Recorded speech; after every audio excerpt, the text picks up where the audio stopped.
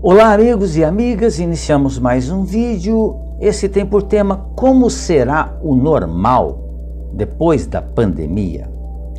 Agradeço a todos vocês que têm assistido aos meus vídeos, têm se inscrito em meu canal do YouTube. Agradeço a Deus pela vida, pelas oportunidades, agradeço a Jesus pelos ensinamentos e pelos seus exemplos. Esse texto, como será o normal depois da pandemia, ele está no site Momento Espírita, da Federação Espírita do Paraná. Um site extraordinário, com textos fantásticos. E eu tenho me servido muito deles para que eu possa fazer esses vídeos para os amigos. Quando um vírus desconhecido se espalhou por todos os continentes, instalou-se a pandemia em nosso planeta. Esse vírus se alastrou na velocidade de um mundo sem fronteiras e distâncias. Um mundo globalizado como nunca antes fora. Antes do vírus, antes da pandemia, hoje as coisas já estão voltando mais ou menos como eram anteriormente, mas diariamente milhões de pessoas viajavam de um país para o outro, de um continente para o outro. Então, o vírus ele se alastrou com uma rapidez extraordinária. Por isso que rapidamente se tornou uma pandemia. Não tardou para que novos hábitos e costumes se inserissem no nosso cotidiano, em razão da pandemia, exigindo atenção a detalhes antes desconsiderados. Os apertos de mãos, tão normais e tão comuns. Os abraços, sempre muito agradável. O rosto sem proteção. Eles foram rareando nos necessários cuidados sanitários, que a ciência, aos poucos, foi observando que era necessário que a gente fizesse isso.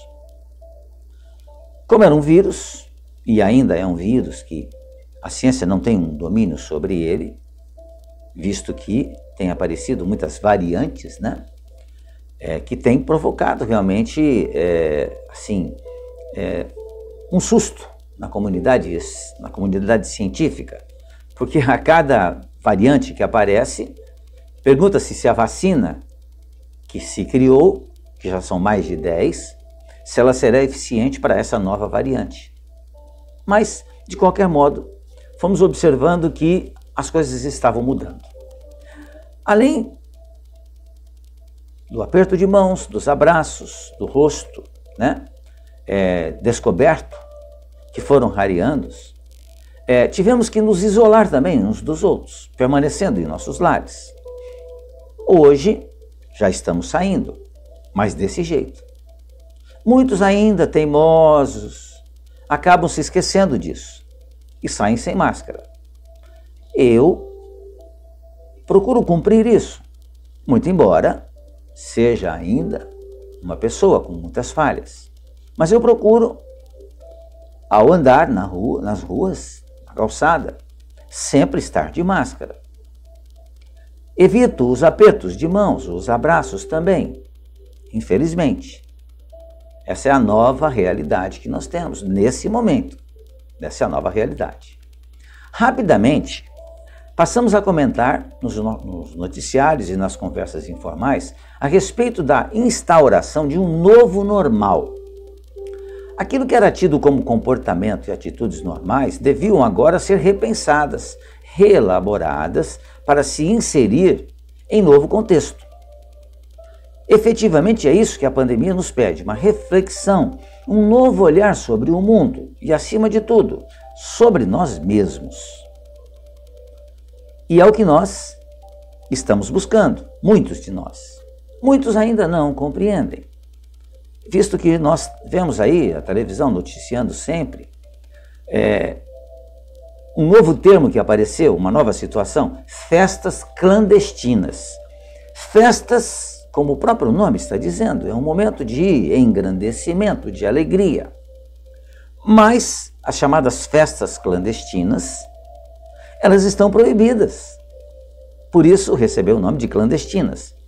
E lamentavelmente as pessoas ainda fazem essas festas, esquecendo-se do perigo, da aglomeração, da falta do uso de máscaras, porque a pandemia ainda não foi dominada. Melhorou muito, graças a Deus, graças à ciência, graças aos cuidados, graças à vacinação. Eu já tomei as 2 doses da vacina, mas eu continuo saindo na rua de máscara ainda. E estamos só dando toquezinho, né, para encontro com as pessoas.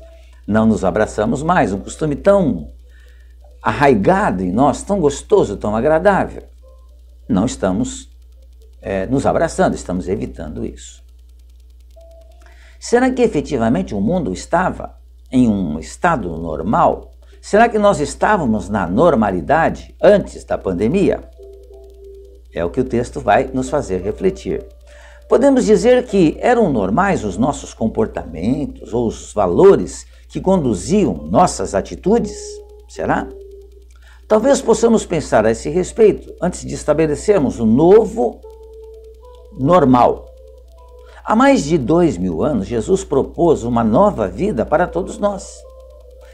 Jesus encontrou um mundo onde os poderosos sobrepujavam os fracos, onde a mentira poderia construir impérios e onde os frágeis, débeis e doentes eram desprezados, eram descartados.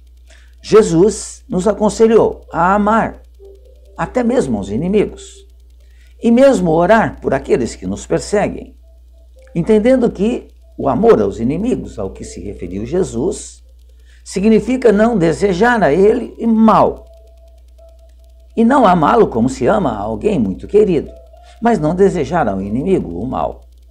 E orar por aqueles que nos perseguem, porque aqueles que nos perseguem certamente estão doentes. E os doentes precisam de remédios. E nesse caso, o remédio que podemos oferecer para eles é a oração. Jesus ensinou que amar é uma questão de opção e que felicidade está na nossa capacidade de amar ao próximo como amamos a nós mesmos. Então, amar é uma questão de opção. Então, eu tenho que optar por me tornar uma criatura melhor. Eu tenho que escolher esse caminho e lutar para que eu consiga isso. Antes que eu tenha que fazer isso através da dor e do sofrimento. Então, se eu tenho já esse conhecimento, né, se eu já tenho essa opção de aprender a amar, e eu entendo que isso é necessário, por que não me esforçar para isso? Jesus apontou que a aventura da vida se encontra em outros rumos, muito longe dos palácios das riquezas temporárias, ou seja, da matéria, do mundo material. Disse ele que a felicidade está na intimidade do coração. Jesus esclareceu que Deus é o Pai que nos ampara, é o Pai que provê a todas as nossas necessidades, é o Pai que nos ama infinitamente, mesmo nos nossos enganos e nos nossos tropeços. Ele nos entende. Jesus cantou as grandiosidades do universo e a generosidade das leis divinas com simplicidade, para que de coração simples pudéssemos entender.